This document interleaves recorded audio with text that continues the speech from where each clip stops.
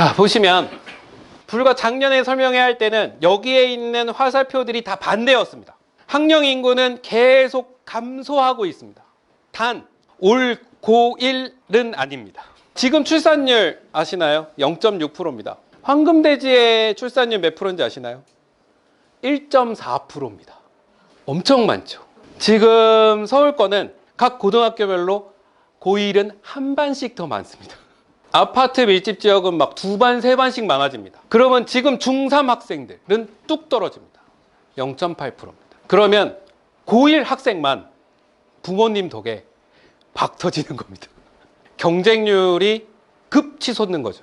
더더군다나 2028년에 대입 바뀌죠. 그러면 그 윗학년의 재수, 지금 현 고1이 재수, 마지막 재수가 됩니다. 그럼 제일 불쌍한 학생이 누굴까요? 현 중3. 자기네는 인구수도 적은데 위에가 너무 경쟁률이 많아서 학생 수가 많으니까 재수생이 늘어날 수밖에 없겠죠. 재수생이 늘어나면 자기네는 같이 많아지는 겁니다. 그럼 현 중2는 교육과정이 싹 다 바뀌기 때문에 우리는 뭐 처음부터 다시 세팅이야 라고 시작하는 거예요. 그러면 현 고1의 제일 큰 문제는 경쟁률이 늘어났다라는 겁니다. 유일하게 학교당 인원수 늘었고요. 좋은 건 내신이 상대평가니까 1등급 받는 인원수가 증가할 거고요. 수능에서도 상대평가니까 1등급 받는 아이가 증가할 겁니다. 그렇죠? 대신 대학 모집 정원은 줄고 있습니다. 그러다 보니까 어떻게 되죠? 경쟁률이 올라가죠. 근데 나는 수시로 갈 거야. 정시는 힘들어. 라는 게 점점 굳어집니다. 그럼 어떻게 될까요? 수시를 안정으로 씁니다. 역대 교과는 무조건 상향이 없습니다. 교과 전형은 안정 아니면 하향으로 씁니다. 근데 학생부 종합전형은 상향부터 썼습니다. 원래 올해 상향으로 쓴 아이들 다 떨어졌습니다. 올해서부터 수능을 안 보는 아이들이 엄청 많아졌거든요. 그러다 보니까 수시 안정지원이 훨씬 올라가면서 입결이 다 올라갔어요. 싹 다. 그러니까 공부도 열심히 해야 되지만 그만큼 경쟁률이 많이 올라가고 있고, 애초에 처음에 시작할 때부터 학과 타겟을 잡아놓고 시작하지 않으면 중간에 바뀌고 또 여기 갔다가 저기 갔다가 왔다 갔다 하고 하면 힘들어요. 이제는.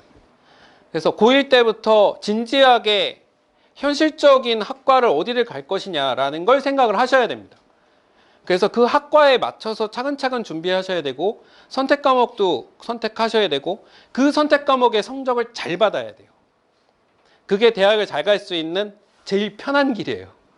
그러다 보니까 학종도 여러 가지들이 있었지만 다 미반영되고요. 교과 성적이 이제 중요하게 생각하고, 교과 세특, 세부 특기 사항에서 학과 전공 관련성을 얼마나 열심히 탐구했느냐, 현실적으로 라는 것들을 중요하게 생각하는 형태로 바뀌어왔고요.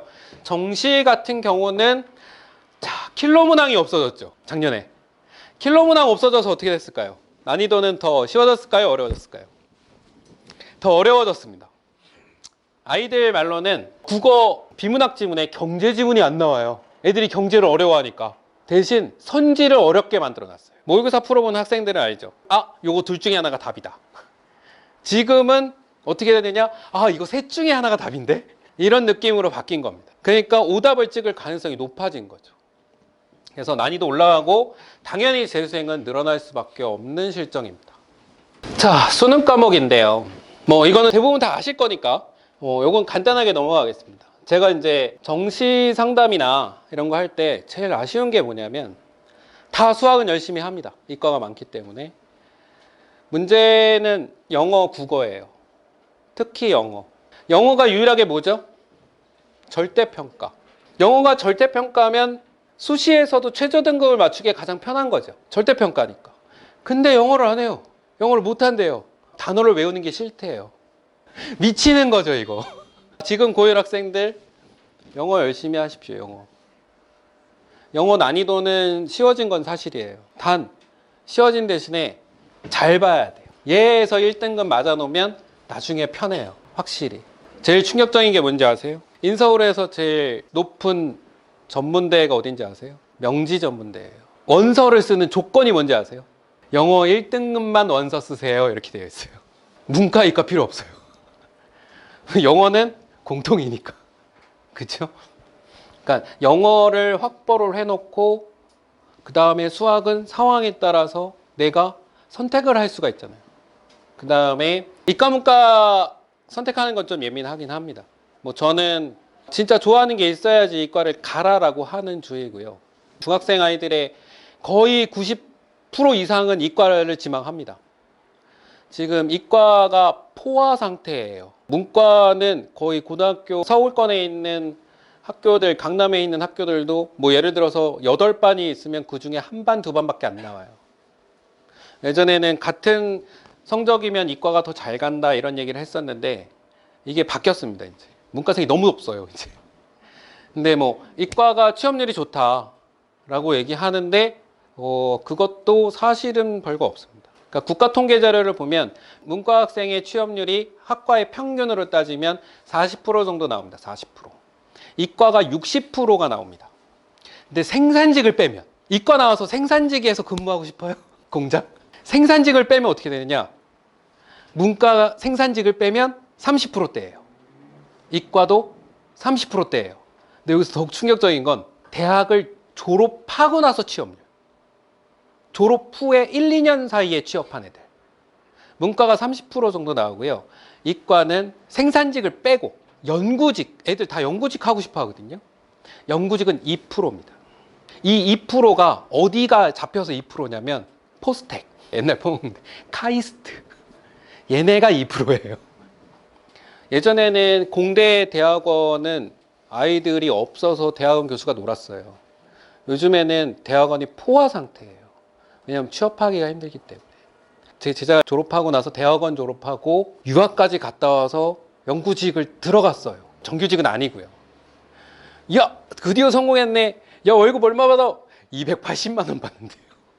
충격적이죠. 근데 실수하면 자기 잘릴 것 같대요. 그만큼 많아진 거예요. 특히 화생.